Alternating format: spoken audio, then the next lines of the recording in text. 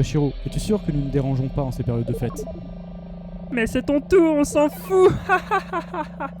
Quand même, ils ont l'air paniqués qu'on ait fait irruption dans leur petite ville tranquille. T'es sûr qu'on n'a pas écrasé un enfant là? Mais bonjour, monsieur. Le contrôleur? Qu'est-ce que tu fous là? T'es pas sur ton train? Le Galaxy Express s'est posé à côté. Mais elle pensait que ça vous ferait plaisir qu'on vous fasse une petite visite. Mais c'est quoi ce bordel? Bonjour les gars. Oh, Emeraldas, cette paire de seins, mon dieu. Merci mon choupinou. Non mais tu vas me dire que tu t'es aussi pointé avec le Queen Emeraldas? Non, Philippe n'a pas encore mon vaisseau. Par contre, le Yamato vient de se poser. Mais bordel, cassez-vous! C'est mon comeback! Tourelle en marche, Alfred, Nausicaa, éclatez-leur les gueules! Albatounet, il ne les a pas non plus en figurine, il est fauché, Philippe.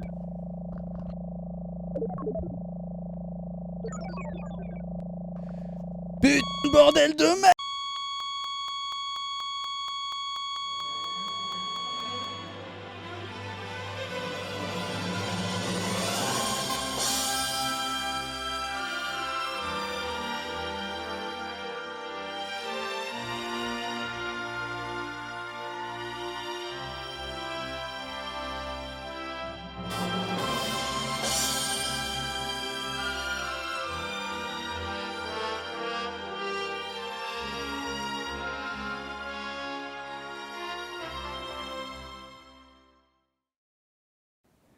Salut à tous et bienvenue dans le Backcast 40. Ça va Cédric? Ça va et toi? J'ai toujours l'air si naturel au début d'un Tu me truc. poses une question, mais on va parler de quoi là? Tu crois que ça va pas? Mais on va parler On d'Albator. va parler d'Albator. C'est tout. Bon, alors robot Cédric, Oui, est-ce que tu veux présenter le sommaire? oui. Vas-y. Donc ce sera une émission sur Albator. Du début à la fin. Oh, qu'est-ce qu'on est original. Mais quelle est l'occasion du film qui sort le 25 décembre, donc c'est passé, on est à la bourre.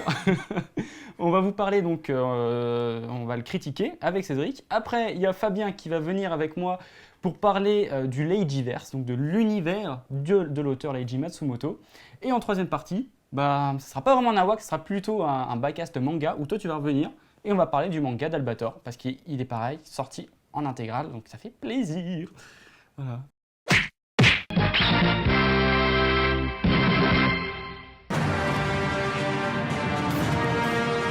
100年にわたりガイアサンクションに背いてきた反逆者だ。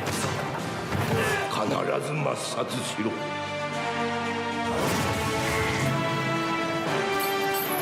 この船よ、私たちには自由を求めてアルカディア号に乗ったと言ったな。それが本当なら自分を縛る者と戦え。今だ。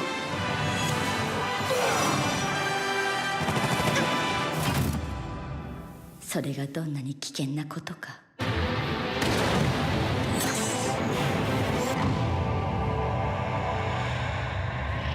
これが最後の後悔だ。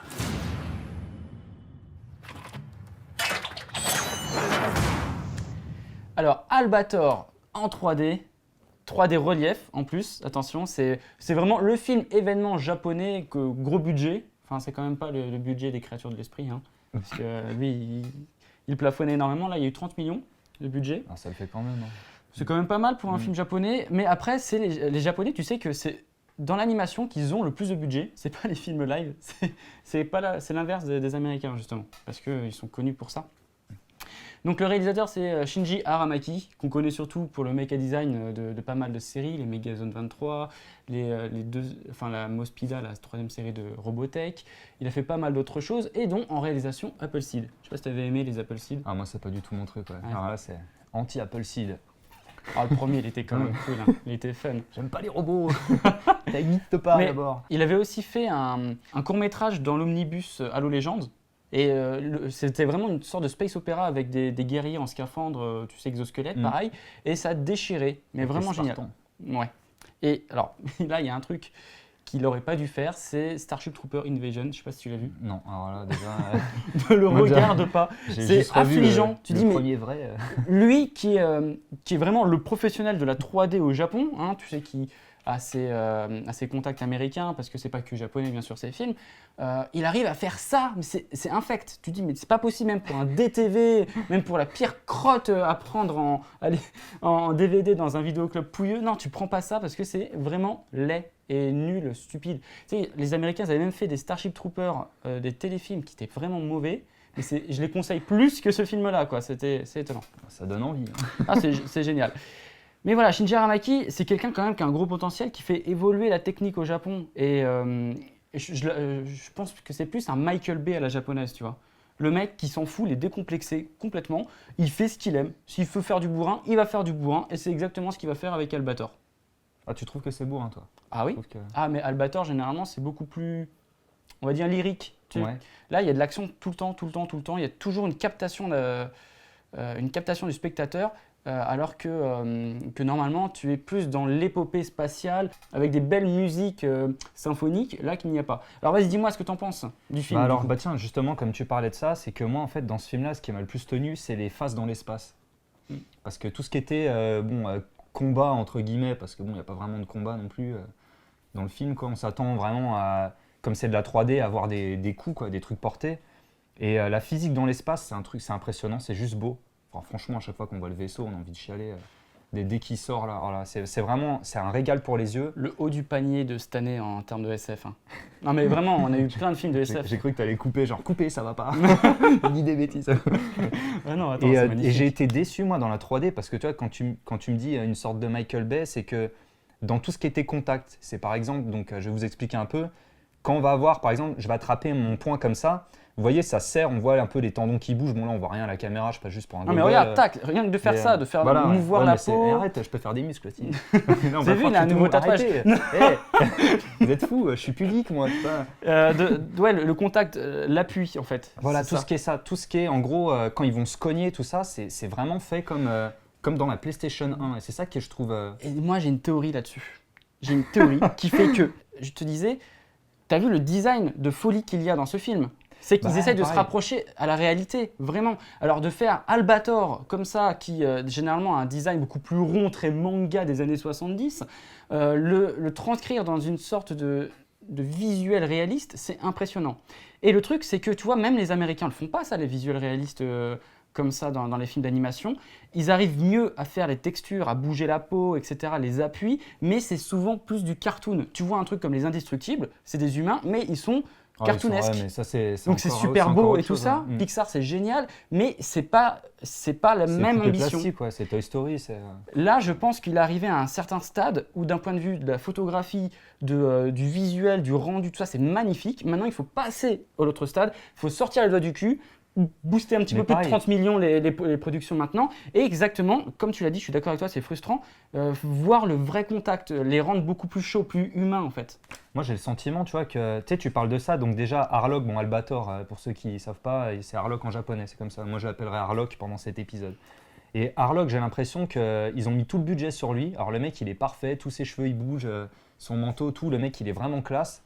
Et les autres ils se tapent tous des espèces de combinaisons pour les cacher. Genre pour pas avoir à faire plus de détails.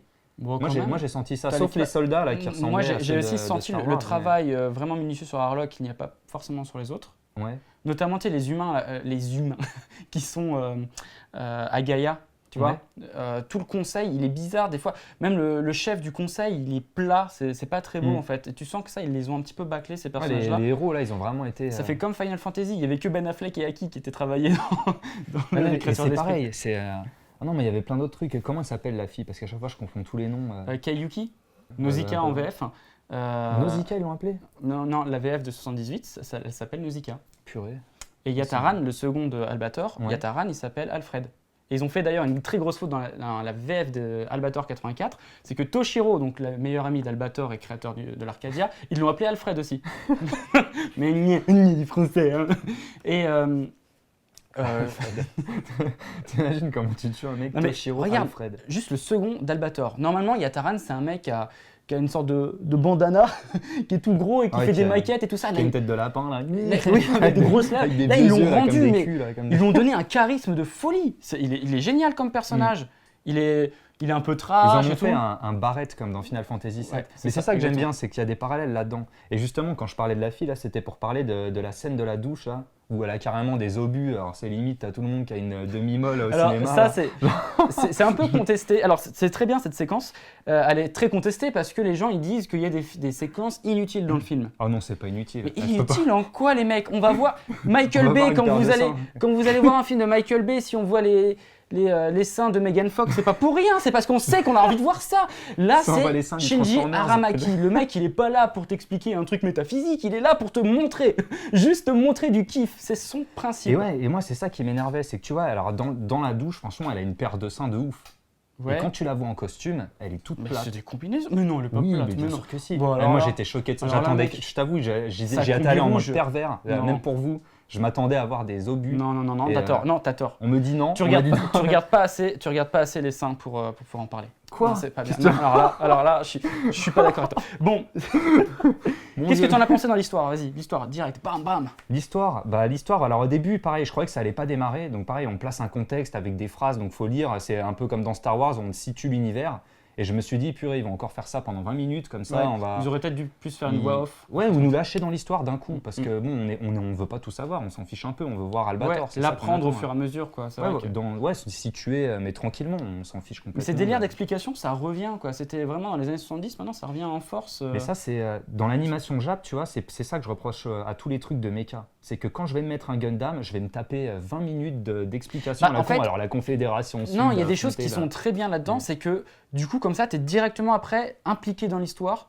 T'as pas besoin d'avoir des séquences d'exposition trop lourdes. Et ce qui est bien, du coup, avec ces petits panneaux, par exemple, dans Ghost in the Shell, tu as la même chose, tu as un déroulant, bah, c'est que direct, tu arrives dans l'action, tu sais où tu es. Voilà. Tu pas besoin d'avoir une action qui est coupée avec un personnage qui dit oui, toi aussi tu le sais qu'il y a 10 ans, il y a eu une bombe nucléaire. Non, ça, c'est des trucs qui sont chiants généralement dans les films que je peux pas blairer. Et du coup, moi j'aime bien. Ça me fait plaisir ça. Mais je l'aurais préféré en voix off pour pouvoir profiter de ce passage dans l'espace vraiment magnifique. Et donc après, bah, ça part d'un coup, il n'y a pas besoin. Bah voilà. Ça part d'un coup. Donc on va, pareil, il y a quelques flashbacks, donc je vous dis pas sur quoi parce que c'est pas drôle. Ces flashbacks, je les ai beaucoup aimés. C'est vraiment les moments que j'ai préférés. Et plus vers la fin, pareil, on repasse un moment dans une phase d'explication. Donc on va dire, c'est au bout de 2 heures, non, si je dis pas de bêtises. Le film fait 2 heures. Ouais, je sais plus. Au bout à peu près 1h15, 1h30, t'as 3 twists d'un coup qui arrivent. Et ouais, on repasse dans un passage d'explication. Et celui-là, par contre, c'est la seule longueur que j'ai trouvée au film. Je suis étonné parce que en fait, moi je trouve que le film il est super condensé en fait. Il est très cut. Et d'un coup, tu vas passer d'un endroit à l'autre. Mais vraiment, tu vas passer d'un endroit à l'autre. Et alors que d'habitude, dans Harlock, c'est plus le voyage qu'on t'explique et non pas l'action forcément. Et là, tu n'as que de l'action en fait. T'as l'impression que c'est un film graduel, par niveau que ça marche. Et ouais, voilà, pareil, encore un autre truc. Mais c'est pareil, là je dis beaucoup de points négatifs, mais il faut savoir que moi, le bilan du film, c'est que j'ai bien aimé. Je dis avant, parce que sinon on va croire que je suis encore rabat-joie, comme toujours. Et c'était pareil, les phases où on va dire qu'il y a un combat dans le vaisseau, ou dans un vaisseau, peu importe. Je m'attendais à ce qu'il y ait des contacts, genre qu'il sorte son épée, qu'il tape avec l'épée. Et ben ça va toujours se terminer en bataille de Star Wars, quoi. Non, tu Genre, vois, on évite, t'as Albator qui se bat avec son sabre. Ouais, ça dure peu, mais Ouais. justement, c'est pas des coups violents. Je m'attendais vraiment qu'avec la 3D, les mecs, on les sente. Mais tu sais que Albator, à la base, c'est moins du Star Wars que du Star Trek. C'est plus, normalement, ils sont dans leur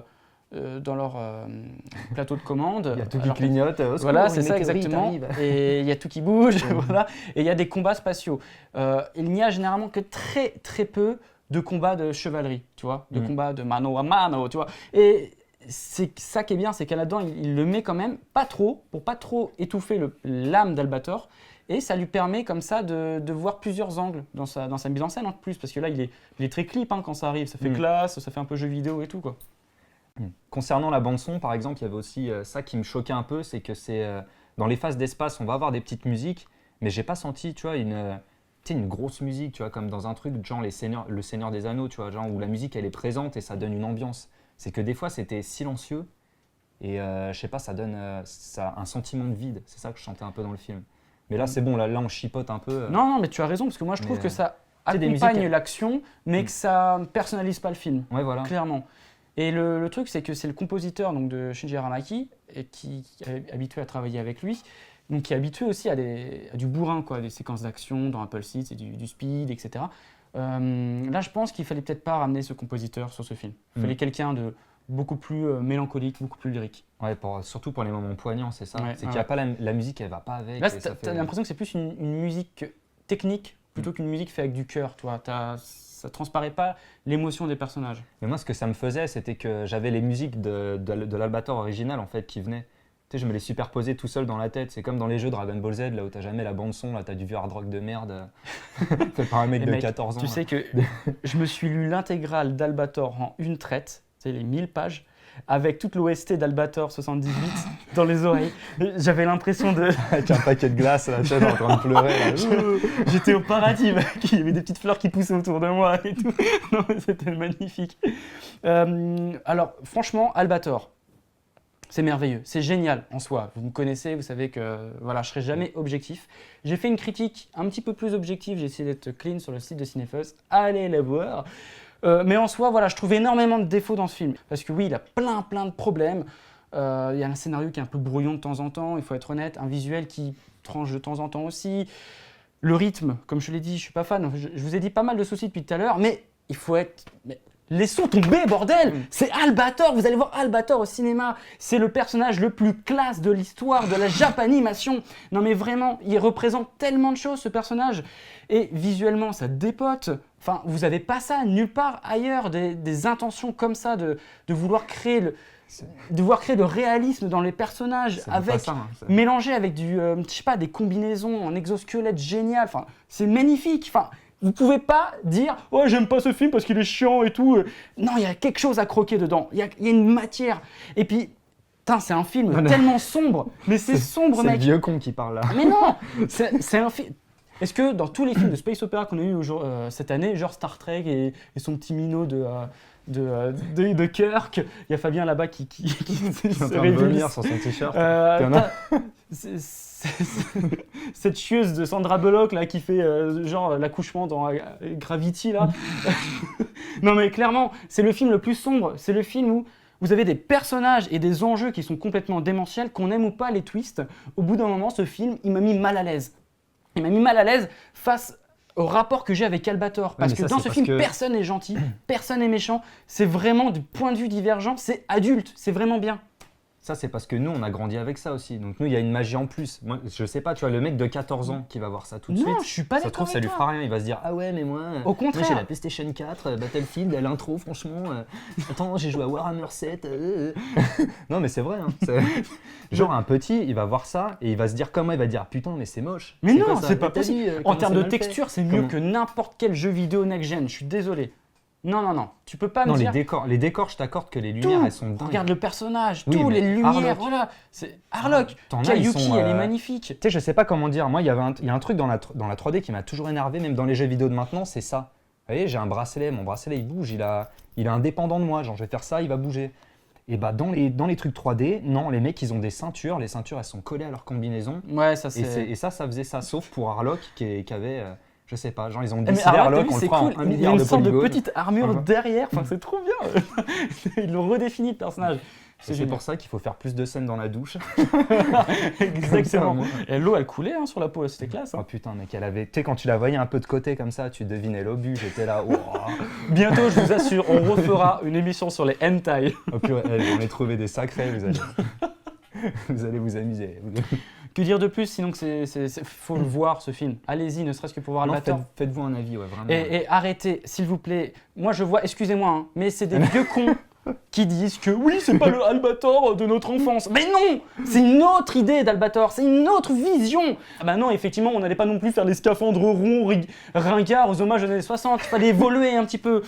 Allez. Le caméraman a pété un plomb. On va changer de sujet, du coup. Allez, on va passer au débat sur Leiji Matsumoto, justement. Et je te dis à tout à l'heure. Au revoir comme Albator.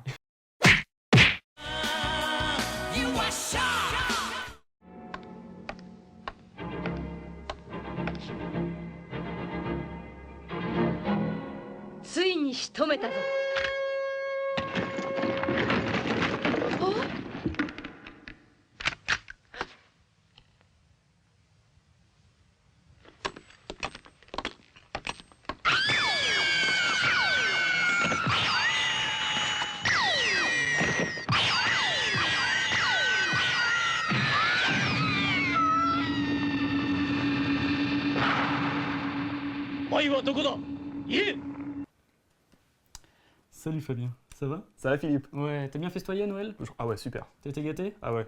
T'as eu quoi? Ah, j'ai eu plein de trucs. J'ai eu un Ghibli, notamment en Blu-ray. J'ai eu Omide Poro Poro. Homoïdé, polo polo. Omoide Poro Poro. Ah, il est génial celui-là. J'ai eu les Sailor Moon aussi. Ah, les mangas? En manga papier, ouais. Je m'y attendais pas, c'était cool. Mais parmi plein d'autres Tu as déjà vu Homoïdé polo polo? Non, je vais le Ah, découvrir tu vas le déguster, c'est avec joie. Une hymne à la nostalgie, c'est magnifique. Non, ça va être bien. Il y a pas mal de gens qui le boutent parce qu'en fait, il n'y a pas de VF dans l'édition DVD Blu-ray. On s'en fout, ça. Il y a que ça, s'il y a que ça. S'il y a que ça. S'il y a que ça. Allez, alors on va vous parler du coup du Leijiverse, l'univers de Leiji Matsumoto et sa trace dans l'animation japonaise. Hein, parce que c'est un peu le mec qui a un univers qui se suffit à lui-même, bien sûr, mais c'est surtout qui est unique. Il n'y en a pas un autre qui est comme ça. Non, Vous voyez, des Gundam, des Macross, c'est autre chose encore. Là, on est vraiment dans l'univers de Leiji Matsumoto. Ces personnages, les choses qui reviennent sans cesse, on va vous expliquer tout ça. Donc c'est plus un dossier et de l'amour, hein, surtout de l'amour. Surtout de l'amour. Ouais. Hein, et pas de branlette, de l'amour, hein, attention. De la pratique à deux. Pas plusieurs. Ça va, t'as aimé la critique de Albator? Bah écoute, moi je l'avais un petit peu parlé dans Tokoscope et je suis d'accord. Est-ce que tu viens de dire de voir que c'est dans la continuité, dans le sens où il y a un voile de conneries à enlever? Parce qu'il y a beaucoup de choses négatives, mais le problème c'est qu'on Il n'y a pas que ça. Mais il n'y a pas que ça en fait. Le fait d'en parler, c'est justement que c'est un film qui a quand même de la thématique et qui a de l'exécution. C'est ça, tu vois. Oh, c'est beau. Et je trouve que même si tu n'es pas... Moi je suis pas l'expert d'Albator, c'est toi. Même moi qui suis pas l'expert... Bah aussi, si je vous demandais un truc sur Albator, c'est à toi que je demande. Mais moi qui suis pas l'expert, que je suis encore en train actuellement de découvrir l'univers, j'étais là, je me disais... Ah, le mec, il a quand même conçu son truc avec un scénario riche, il y a des choses qui se passent. Tu ne peux pas dire non, c'est creux, c'est impossible. Mais tu m'as pas fait venir pour parler de ce film-là. Non, je t'ai fait venir parce que toi, t'en as parlé. Cinéphos vous a produit 2 émissions sur Albator. On a fait une espèce d'opération commerciale énorme, ultra promotionnelle. Ah non, mais là, l'attaché de presse, il doit être aux anges. Hein. Ah ouais, oui. Donc, déjà, on va vous présenter Matsumoto. Matsumoto, un élève de Tezuka, d'accord, qui directement s'intéresse à l'animation surtout. Hein, c'est un mangaka avant tout, mais son rêve, c'est de faire de l'animation japonaise. Et donc, il va créer ses personnages sur plusieurs histoires courtes. Albator, notamment, il va créer Gun Frontier, Albator qui est dans un western. Voilà, il va faire plusieurs concepts comme ça. Et puis, il va être propulsé sur la série Yamato, Space Battleship Yamato, dans le début des années 70. Chef-d'œuvre. Et chef-d'œuvre qui se reboot toutes les décennies en fait. Et à chaque fois il y a des films, des reboots, enfin c'est des extensions aussi. L'univers est très riche, rien que déjà de Yamato. Ouais. Mais voilà, après il va nous pondre un Albator, il va nous pondre un Galaxy Express, Queen Emeraldas, voilà, il va faire plein de choses, il va revenir sur Cosmo Warrior 0 avec la jeunesse Albator, etc. C'est en gros le maître du space opéra, hein. Bah, je vois pas d'équivalent en fait. Voilà, c'est ça. Dans ce genre-là, il y en a très peu comme Et c'est le bonhomme qui va justement croiser entre la chevalerie, le western, il va prendre les grandes épopées avec l'anneau des Nibelungen.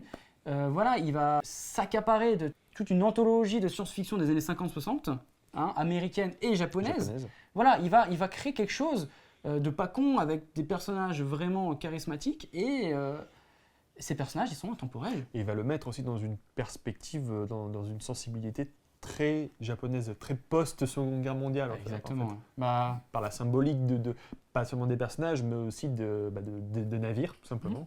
Exactement. Le Yamato, hein, il existe vraiment ce vaisseau. C'était un navire de guerre qui était un peu le symbole de la marine japonaise pendant la Seconde Guerre mondiale. Donc pensez que c'était notre ennemi. Voilà, oui, c'était notre ennemi, mais genre les gamins, quand ils voyaient le Yamato à côté, c'était putain, c'est... Voilà quoi. Donc ça, je l'ai un peu omis, mais dans Albator 84, c'est un Allemand, c'est ça?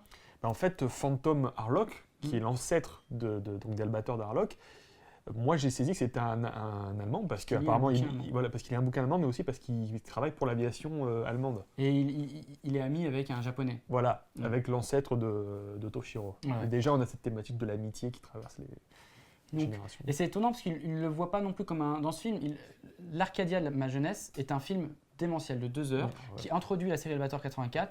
Je vais être honnête avec vous, il détruit la série Albator 84. C'est-à-dire qu'à lui seul, il est Ah bah, un chef-d'œuvre total. Il suffit à lui-même. Hein. Ouais, même si la série est très bien.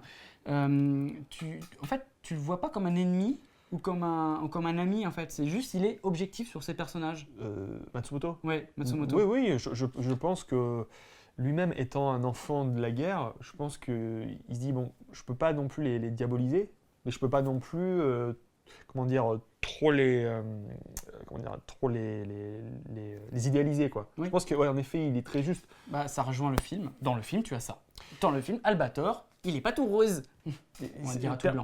Personne n'est gentil ou méchant, tout est une question de contexte, en fait. Exactement. Voilà. Donc on va parler des personnages. Je dis que les personnages sont intemporels, parce qu'il est... ça fait 40 ans, quoi. Oui. Harlock, ça fait 40 ans, et on l'aime encore. On est encore amoureux de ce personnage. Personnellement, petite parenthèse, hein, moi s'il y avait un personnage avec qui j'aimerais coucher masculin, ce serait Albator. Hein, voilà. Parce que je sais qu'il me dirait non. Donc il me dirait, mais viens dans mon vaisseau si tu veux. Oui, mais il t'apprendrait à être un homme, dès ton plus jeune âge. Eh oui. Alors tiens, tu fais bien d'en parler parce que c'est vraiment l'apprentissage qui est au centre de tout dans l'univers de Matsumoto. C'est que vous voyez Albator, Emeraldas, Metal aussi, hein, tous ces personnages qui sont iconiques, bah, c'est pas vraiment les personnages principaux en soi. C'est des légendes, c'est ceux qui vont réussir à contextualiser un univers, mais les personnages principaux, c'est généralement un adolescent qui va faire leur rencontre et qui va évoluer à leur contact, tu vois. C'est, par exemple, là, c'est Yama, c'est Daiba dans Albator 118, c'est Tetsuro dans Galaxy Express, voilà, c'est lui qu'on va suivre principalement et qui va passer de l'âge ado à l'âge adulte, tu vois. Et c'est ça qui est très important dans Albator, c'est que il véhicule une image paternelle plus que d'un héros en soi. Il est tellement trop parfait, Albator, il a trop de bonnes valeurs, il est vraiment parfait, ce bonhomme, il est limite invincible, qu'on ne peut pas le caractériser, s'identifier comme, le caractériser comme un héros. Un héros. Un héros. L'identification n'est pas possible. On a besoin d'un autre personnage pour nous amener à lui. C'est plus un catalyseur Exactement. par rapport au... Parce que c'est vrai que le récit d'initiation, il est limite très façon Joseph Campbell, quoi. C'est-à-dire, c'est le jeune mec en formation. Joseph Campbell qui est l'auteur du héros aux 1000 visages, quoi. C'est-à-dire que l'humanité, c'est toujours la même histoire. C'est toujours le jeune mec en formation qui va grandir, qui va avoir des adjuvants, des opposants, et qui va devoir à un moment donné tuer la figure du père, quoi. Oui. Et Albator, c'est un petit peu la figure, des fois, à dépasser, tu vois. Mhm. Même si le méchant, en général, est toujours un homme, tu vois, que ce soit le baron dans Galaxy Galaxy Express ou le chef des Illumidas Bah, dans 84. Tu vois, oui, les Illumidas, c'est pas les Illumini. Illumidas. Bon, t'as quand même les Sylvidres dans Albator 118. Oui, voilà. Mais les Sylvidres, après, en fait, Albator 118 est tellement un récit très long, très long, qu'une fois que Daiba devient, on va dire, plus adulte, bah, c'est Albator qui va devoir reprendre le flambeau pour pouvoir se battre contre la reine d'un peuple, en fait. Donc c'est la légende qui va se battre contre la légende, à la fin. Et c'est pour ça qu'Albator 118 est dingue, c'est que déjà à l'époque, il transcendait son concept, c'est que il faisait évoluer son personnage principal, et après, il redonnait encore de l'ampleur à sa légende, en le faisant battre une autre légende. Oui, bien sûr. Et d'ailleurs, Albator 118, à la fin, c'est démentiel le combat qu'il y a. C'est vraiment impressionnant. C'est beau, t'as toute la majesté de cette série, elle Tu réside dans sens ce qu'on combat. est à un niveau mythologique, quoi. On est Exactement. plus au niveau de l'homme, en fait. Voilà, c'est ça. Et du coup, c'est pour ça, on ne peut pas s'identifier à des mythes comme ça. Mais Mais on en a besoin pour rentrer dans des univers et les caractériser. Mais ça a été quand même très bien compris dans le dernier film, dans la mesure où Albator a un statut limite surnaturel par moment, tu vois. Bien sûr. Tellement c'est une légende, le mec, tu te dis, bon, bah, on se dit presque qu'il a fait un pacte avec un alchimiste pour devenir cette espèce Voilà, de... totalement. Même l'Arcadia est un vaisseau fantôme, quoi. Oui, c'est Littéralement, ça. tu vois. Mais ça, c'est la nouveauté. En plus, le visuel de l'Arcadia est Voilà, magnifique. c'est une chapelle gothique, le truc. Tu vois. Exactement. Et donc, voilà, qu'est-ce que tu as d'autre à dire sur les personnages, à part que bien sûr les filles sont super sexy et tout. Ce que je trouve intéressant, c'est le fait que les personnages sont toujours des échos, en fait, d'eux-mêmes, quoi. Ils sont toujours pareils, mais ils sont toujours différents, en fait. C'est ça que je trouve intéressant, c'est que Matsumoto, ça a été le premier, finalement, à recréer ces personnages dans des perspectives différentes, mais sans en trahir l'essence, en fait. Parce qu'à chaque fois, le contexte change, mais les relations qui les unissent sont toujours les mêmes, en fait. Et donc, c'est le concept, ça, de Tokinawa. Voilà.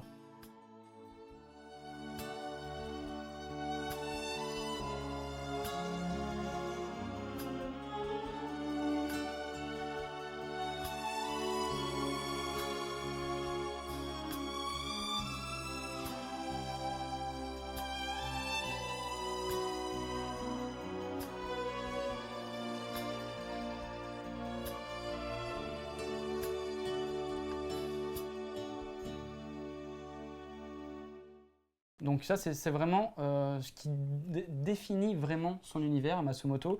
C'est donc la boucle du temps, tout simplement, la boucle temporelle, qui fait que toutes ces séries peuvent se voir comme dans une chronologie bien précise, mais il y aura toujours des incohérences. Pourquoi ? Parce que Albator 78 n'est pas vraiment dans le même univers que Albator 84, que le Albator d'Aramaki, que le Albator de 2004. Voilà, on est à chaque fois dans une sorte de transposition de multivers. C'est pour ça que j'avais entendu une grosse connerie dans les critiques du Albator d'Aramaki, qui disait ouais, faudrait faire un reboot.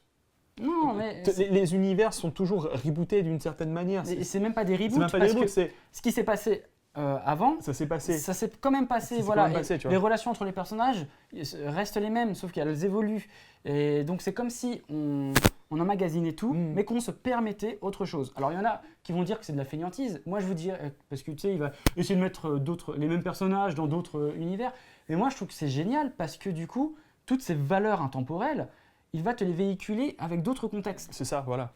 Donc au final, d'autres contextes veut dire d'autres sous-textes. On va pouvoir parler par exemple donc, de la grande science-fiction de l'épopée avec les extraterrestres. On va vous parler de la guerre. Récit de résistance. De résistance. Et l'Arcadia de ma jeunesse, c'est le plus beau film de résistance qu'il y ait. Tout à fait. En animation japonaise, je veux dire. Voilà, c'est impressionnant de voir tous les univers qu'il arrive à développer justement avec ses personnages. Et on ne s'en lasse pas, c'est que ça marche. Oui, non, ça marche parce que finalement, ce qui compte, c'est pas forcément la notion de continuité, c'est l'impact de chacune de ces histoires. C'est ça qui est plus important que l'Arcadia qui n'est pas pareil dans 78 et 84. Tu t'en fous. Ce qui est important, c'est la résonance émotionnelle. Si tu as une bonne histoire, tu y adhères. Et si ton histoire est pourrie, bah, c'est nul. C'est ça. Voilà. Et franchement, il y a des, par exemple, Harlock Saga, qui est basé sur justement l'opéra de Wagner. Oui. D'accord, donc l'anneau des Nibelungen, et qui est donc un manga à la base de Leiji Matsumoto. Hein. Harlock Saga, je ne suis pas un grand fan. Vraiment parce que c'est en 6 épisodes, voilà, donc ça n'a pas le temps de prendre son développer. Temps, voilà, de se développer et de nous créer quelque chose de dantesque. Mais tous ces personnages mythiques, du coup, ils vont côtoyer les dieux. C'est ça qui est dingue, c'est que ça te dit, voilà, là, comme tu n'as pas de petits personnages en plus, du coup, eux, ils ne sont pas rattachés à la Terre plus que ça, ils ne sont pas rattachés à l'aspect humain, et ils vont aller plus loin dans les cieux. Alors là, tu dis que c'est quand même impressionnant, ça va loin. Mais c'est cohérent. C'est cohérent si tu le prends comme Harlock Saga à part. Oui. Tu le mets pas dans la suite de Albator, la 78, bien sûr. le préquel, puisqu'il y a Toshiro. Mais quand les légendes ne côtoient plus les humains, vers quoi ils tendent vers les dieux en général. Ah bah, mais tu viens Albator. Voilà. Surtout dans le contexte d'adapter l'anneau des Nibelungen. Ouais. Tu vas forcément vers le plus haut, tu vois. Il est quand même toujours très soucieux d'une sorte de légitimité littéraire par rapport à ces personnages, tu vois. Je pense que c'est ça aussi qui rend ces histoires plus fortes, c'est que, tu vois, Albator, c'est même plus de la SF, quoi. C'est de la SF, mais c'est plus de la symbolique qui emprunte de la mythologie dans l'espace, tu vois. C'est pour ça que le Aramaki tranche, parce qu'on est vraiment dans de la SF technique à l'état pur, alors que dans Albator, on est plus dans de la poésie et dans de la symbolique. Et tout ce qui est symbolique fait que tu comprends l'histoire, justement. Le fait que ce soit un bateau qui vole, forcément, ça évoque quelque chose. Que ce soit un train qui vole, ça évoque le voyage, ça évoque, tu vois, l'évasion. Et je pense que c'est ça qui fait aussi que visuellement, l'histoire passe, quoi. Exactement. Alors, ne soyez pas choqués si vous voyez, par exemple, Albator dans d'autres séries. Oui. Il fait un crochet dans Queen Emeraldas, il fait un crochet dans DNA Sight, enfin voilà, dans Queen Emeraldas, surtout dans Galaxy Express. Voilà, il est là et il est super important. D'ailleurs, regarde le film 2 de Galaxy Express 999, qui est réalisé aussi par Rintaro, qui est merveilleux. C'est sublime. Et là, Albator, il a un gros rôle. Ça mieux que le premier. Et bah écoute, quand je te dis figure paternelle, tu comprendras encore mieux. D'accord. C'est magnifique. Ce film, il est plus obscur, plus difficile d'accès, mais il est magnifique. D'accord. Donc voilà, le multivers, chose très importante dans l'univers de Leiji Matsumoto, si vous voulez accepter ses œuvres. Je trouve aussi qu'il est intéressant avec Matsumoto, c'est que c'est quand même un des rares à avoir proposé un personnage de garçon, donc Tetsuro, qui va finalement incarner le lecteur, c'est-à-dire on a tous rêvé d'impacter sur la vie de nos héros, c'est-à-dire d'être un acteur dans leur vie, dans leur histoire, finalement de tous les côtoyer, tu vois. Et c'est ce qu'il fait dans Galaxy Express, c'est que il a un impact sur tous les personnages de manière positive, ils vont tous le remercier et toutes les femmes sont amoureuses de lui, quoi. Genre la petite femme en vert, la petite serveuse Claire, elle le voit 2 secondes et elle en peut plus, tu vois. Je fais mais c'est génial. Mais là c'est du fantasme. Oui, c'est du fantasme, mais c'est ça qui est intéressant, c'est que parfois le récit d'initiation dure, difficile, tu vois, il perd sa mère et tout ça, mais en même temps ça côtoie une espèce de fantaisie, de kiff. Parce que t'es souvent aussi dans des univers qui sont très torturés, tu vois, et où tu fais se développer des personnages comme ça qui sont un peu niais, naïfs, qui viennent de naître, hein, qui arrivent dans quelque chose de très sombre. Dans Galaxy Express, c'est super sombre. Ils passent de planète en planète, mais de misère en misère, en fait. C'est vraiment très dur à regarder. Et la série, vous avez envie de vous tirer une balle, hein, tout simplement, je vous le dis. Mais c'est génial. Et du coup, tu vois un personnage qui avait plein de paillettes dans les yeux, qui va progressivement déchanter et qui va devoir combattre justement cet univers qui l'oppresse. Et Albator, lui, il fait partie de cette figure monolithique qui a emmagasiné cet univers, tu vois. Il l'a compris. Et du coup, c'est pour ça qu'il est comme ça. Il fait un transfert, lui, Albator, et il va essayer de faire en sorte que ces autres personnages, ils ne le soient pas comme lui. Voilà. Est-ce que tu voulais dire autre chose, à part que Leiji Matsumoto, on l'a vu, à une conférence qui était magnifique. Et qu'il est super. Et qu'il est génial, ce gars. Je lui ai serré la main. Et bah, d'ailleurs, ma main est encore... Je devrais te la couper. Je la mets dans un bocal. La mettre dans ton... Tu as eu un contact physique avec... Dans mon totem, oui, parce que les amis, j'ai un totem. Ouais. Un totem Albator, Matsumoto et tout, quoi. Tu veux dire un hôtel? Un hôtel. C'est un hôtel plutôt. C'est un hôtel, si tu veux. un hôtel. Ah, bon, allez, je te remercie en tout cas d'être venu. Bah écoute, ça m'a fait plaisir. Ah, moi aussi. C'est toujours un bonheur. Puis c'est les fêtes de fin d'année et tout ça. Donc, allez. Bisous.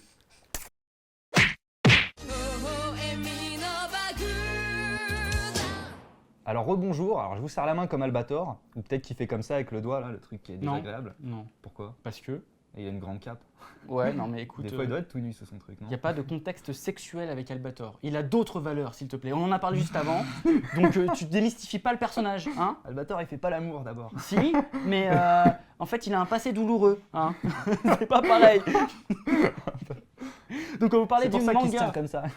Il se tient pas comme ça, il se tient droit. Classe, Albator, il a aucun défaut. Et il met pas les coudes à table. Alors vous vous demandez qu'est-ce que c'est que ce petit Robert que j'ai dans les mains? C'est ça, fois 5. L'intégrale d'Albator. Voilà. Vous voyez un peu là? Donc c'est Kana qui sort l'intégrale. Ce qu'il y a de plus basique. Donc clairement, je me suis refait tout le manga en une traite, comme je vous l'ai dit tout à l'heure. C'est démentiel, merveilleux. Si vous avez un achat à faire là, Noël est passé, donc offrez ça pour le nouvel an. C'est ça, c'est clairement ça. Hein. C'est magnifique en attendant le Blu-ray du film Albator. Vous redécouvrez tout Albator. Clairement, on parlera du visuel après, mais en termes d'histoire, c'est vraiment l'histoire d'Albator 78. Mais il y a des choses qui sont omises dans Albator 78 et il y a des choses Albator 78 a rajoutées aussi. Par exemple, toutes les histoires de chaque personnage sont dans Albator 78, la série, et non pas là-dedans. Là, c'est vraiment la grande histoire politique et d'invasion avec les Sylvidres, les Mazones. Et donc, clairement, c'est très important, c'est une œuvre qui complète la série. Et inversement, la série complète cette œuvre parce que ça va partir sur les origines des Mazones, des choses qui ne sont pas vraiment expliquées dans la série ou autrement. Et du coup, vraiment, c'est important de la lire si vous êtes fan d'Albator et que vous n'avez pas encore lu. Voilà, donc ça, un indispensable. Et surtout, on te parle d'une œuvre là qui est d'un auteur, des 3 premiers grands auteurs du manga. Hein, je veux dire, il y avait Tezuka, il y avait ses enfants, Tezuka comme Ishinomori et Leiji Matsumoto. Bordel. Voilà. Donc vas-y. Ouais, donc alors là, pareil. Donc pour les plus jeunes, toujours, parce qu'il faut penser à eux. Ne vous attendez pas vraiment à du graphisme très recherché. Donc, mis à part les vaisseaux, tout ce qui est électronique dedans. Ah non, mais ils vont. Alors là, je suis désolé, Oui, quand tu vois des ça Wolf fait- Guide, des trucs ça qui sont fait faits avec de vieillot, la trame limite 3D. Mais comme toi, Gantz et le tout. jeune, me dis pas que tu vas pas lire un Osamu Tezuka. Je veux dire, C'est-à-dire des acquis. tu peux pas dire non, c'est pas bien parce que c'est rond, maintenant on fait des dessins plus fins, etc. Et te dire, ouais, je vais pas lire Metropolis, je vais pas lire Phoenix, La vie de Bouddha. Non, c'est des indispensables et ça en fait Et partie. tu sais que moi, je fais partie, enfin, je suis pas un jeune, hein, mais je fais partie de ces relous qui, depuis que les dessins ont évolué, parce que franchement, moi, quand je me suis bouffé du Gantz, bon, je t'avoue que c'est de la 3D, tu vois, il a déjà expliqué comment il faisait ça. Et quand repasser à ça, ça me rappelle pareil, Captain Tsubasa, tout ça, c'est les gens en fait qui à l'époque avaient des problèmes pour dessiner. Alors ils faisaient soit des grandes capes comme dans Naruto, vous voyez, genre Naruto maintenant ils ont des combinaisons, tous les ninjas, c'est pour faire toujours le même dessin Ouais, et c'est pour pas rapide. que ça demande trop de détails. Ah, la Ces Katsuki, lunettes au c'est début, l'arnaque en bas. Hein. Il avait expliqué, hein, le bandeau de Konoha, il l'a fait pour pas redessiner justement les lunettes de Naruto, qui étaient trop compliquées à faire sur chaque dessin. Et ça, Albator, c'est pareil, il a une grande frange, parce que peut-être qu'il avait des problèmes avec les yeux, et d'ailleurs c'est ce que je vois à chaque fois que... Non mais que tu je sais, dis ça, Albator, si tu remarques bien, ça reprendra un petit peu aussi c'est les toujours- dessins de Tezuka. Tu sais, Tezuka aussi était un feignant. Pensait que le manga à la base c'est du dessin rapide. Tezuka est un feignant, il a fait Blackjack, qui est un personnage hautement charismatique. Bah, ça reprend un petit peu hein, le visuel. Mais c'est les précurseurs, on peut pas leur en Mais- vouloir, c'est eux qui ont inventé. donc du C'est coup, des précurseurs, mais attends, regarde ça. Les aplats de noir, montre les pas, amis. montre pas. C'est Ils vont me dire non. c'est plus du numérique maintenant, c'est pas du numérique qu'il faisait, c'était vraiment des trames. Les aplats de noir étaient démentiels, c'était dur à faire. Regardez les détails sur le vaisseau. À l'intérieur, ces aplats de noir, il va les travailler pour faire l'intérieur du vaisseau, mais c'est vraiment, tu dis, mais waouh, il a fait ça à la main, mais c'est bien net, c'est nickel, ça ressort bien, ça ressort même mieux que les personnages des fois. Et franchement, moi j'ai été impressionné. Alors oui, les dessins, ils sont simples des personnages. Hein. Franchement, effectivement des fois il va très vite, il comble avec rien une case. Mais enfin, je sais pas. Quand tu regardes une planche, tu te dis qu'il y a énormément de choses et il marche énormément dans l'iconographie de ces personnages. Albator, il va être mis en valeur comme jamais. Et je me dis que pour l'époque, c'était un précurseur. Surtout, les femmes, elles sont belles. Hein. Franchement, les femmes, elles sont magnifiques. Moi je préfère celle de l'anime quand même. Oui. Parce qu'elles ont Oui. 4 bonnets de plus, c'est pas négligeable. Quand on même, va elles dire. sont très belles, mais surtout, mets-toi à l'époque. À l'époque, tu avais Tezuka qui faisait des formes très rondes. Tu avais du Gekiga aussi, mais bon, c'était plutôt parti sur l'érotisme. Là, dans une œuvre de science-fiction brute, regardez-moi ça, les planètes. Il n'y a pas de numérique derrière, c'est magnifique. Non, mais voilà, tu avais des femmes plantureuses qui étaient belles, pas du tout vulgaires. Et franchement, c'était l'avancée. Et les femmes, dans l'esprit de Matsumoto, elles ont un charisme, un grand caractère. C'est pas des faire-valoir. Voilà, c'est Albator, quoi. On peut dire Cobra aussi. Hein. Oui, mais ça, c'est Elles plus ont un tard, Cobra. charisme. À Dominique, Un Jeanne. Voilà, bon.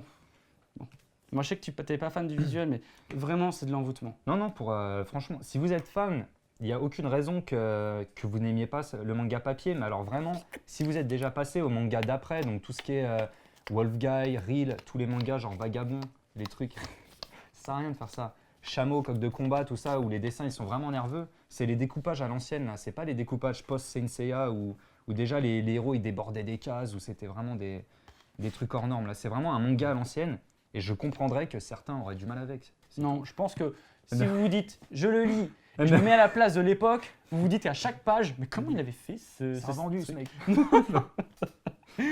Matsumoto rocks. キャプテンハーロック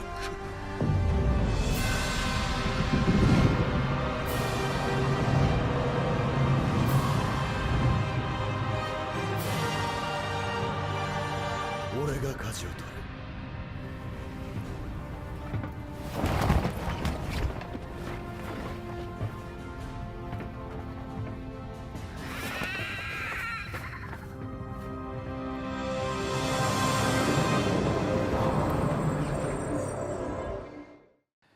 Bon, je crois que je vais aller prendre de l'exomil là, pour me calmer. Et de l'imodium pour ta diarrhée verbale. Oh, c'est beau, oh, c'est fin. Non, vraiment, allez regarder Albator. Albator, essayez de choper toutes les séries qui sont sorties. Franchement, la quasi-totalité d'Albator est sortie en France, en DVD.